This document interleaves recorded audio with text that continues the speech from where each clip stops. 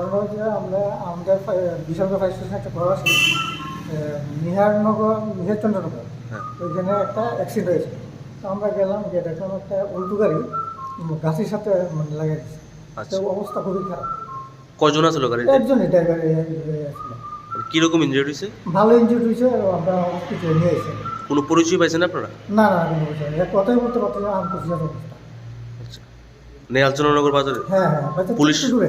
Police গেছে এখানে? হ্যাঁ, আসো, এখানে আসো। মানে বাড়ির লোকটুকু এখনো পর্যন্ত না খবর না, দেওয়া গেছে এখানে না? ও সিঙ্গেলি গাড়িতে আছে। এই তো একটার দিকে ফায়ার ব্রিগেডের লোক তারা টিটু মজুমদার নামে একজনকে নিয়ে আসছে। এনসিনগর বাজারে অ্যাক্সিডেন্ট হয়েছে, এইভাবে নিয়ে আসছে। আর আমরা দেখলাম মুখের মধ্যে নাকের মধ্যে প্রচুর ব্লিডিং আছে, ঢুকেও ব্যথা পাইছে, বাম হাতেও ব্যথা পাইছে। তো আমরা এখানে যতটুকু পসিবল আমরা ট্রিটমেন্ট করেছিলাম, জীবিত রাখতে।